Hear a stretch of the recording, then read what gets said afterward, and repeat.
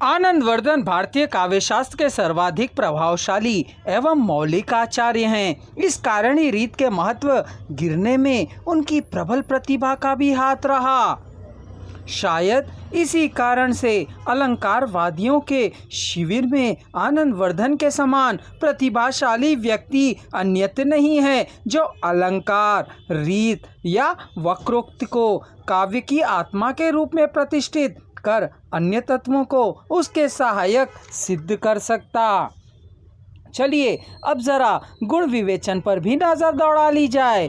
भारतीय काव्यशास्त्र में गुणों के स्वरूप, संख्या, आश्रितता तथा अलंकारों से उनके भेद को लेकर सदैव विवाद रहा है। इस मत वैभित्र का एक बहुत बड़ा कारण काव्यशास्त्र की विकासमान स्थिति ही है। यहाँ हम पाएंगे कि भरत मुनि का दृष्टिकोण नाट्यपरक था। फलतः उन्होंने प्रत्येक काव्य तत्व जैसे अलंकार, गुण, रीत, वृत्ति, औचित्य आदि को उसी दृष्टि से देखा।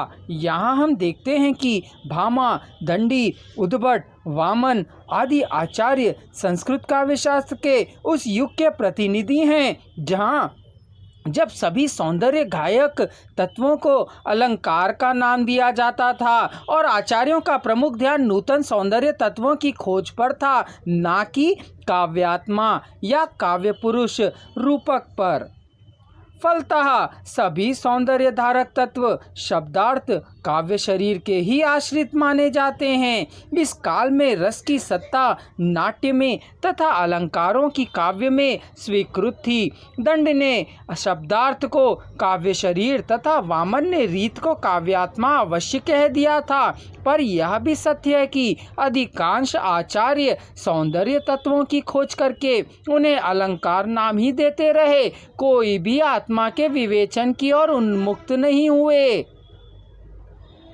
ऐसा देखा गया है कि इसके पश्चात रसध्वनिवादियों, विशेषता आनंदवर्धन, मम्मट और विश्वनाथ ने रस या यश ध्वनि को काव्य की आत्मा मानते हुए अन्य सभी काव्य तत्वों गुण, अलंकार, रीत, वृत्ति, औचित्य आदि को उसका सहायक या अंग माना। फलतः उनकी परंपरागत परिभाषाएं या मान्यताएं सीमित करनी पड़ी।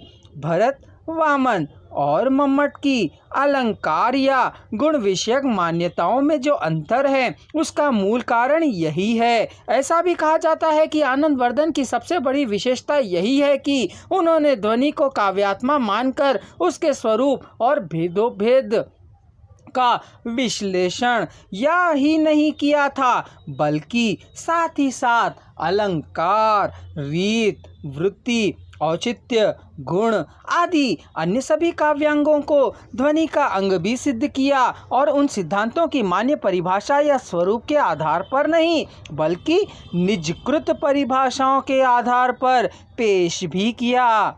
ऐसा कहा जाता है कि गुण भी इसी वर्ग में आता है, पर दुर्भाग्यवश हम कह सकते हैं कि परवर्ती काव्य शास्त्रीय परंपरा में ऐसा कोई प्रतिभा संपन्न आचार्य नहीं हुआ जो गुण के स्वरूप और महत्व पर गंभीरता पूर्वक विचार करके उसके पूर्व महत्व को प्रतिष्ठापित करता। यहाँ तक कि ध्वनि तत्व का अतिक्रमण करने या उसके महत्वहीन मानकर अन्य सिद्धांतों की प्रतिष्ठा का प्रयास कुंतक, महिषभट्ट आदि में मिलता है। पर सत्य तो यह है कि उन्होंने भी गुण को गौण तत्व ही माना है। गुण स्वरूप विवेचन के संदर्भ में अगर कहा जाए तो हम देखते हैं कि भारतीय काव्यशास्त्र में गुणों के प्रथम विवेचन का श्रेय भरत मुनि को ही जाता है। उन्होंने नाट्यशास्त्र में गुणों का विवेचन अवश्य किया है, लेकिन उसकी परिभाषा नहीं दी। देखें, एते दोषास्तु विगेक्षा सूरिभिर्नाटकश्रिया गुणा विशरे वादेशम माधुर्य वार्ध्य लक्षणा। अगले वीडियो में हम इसका अर्थ देखेंगे।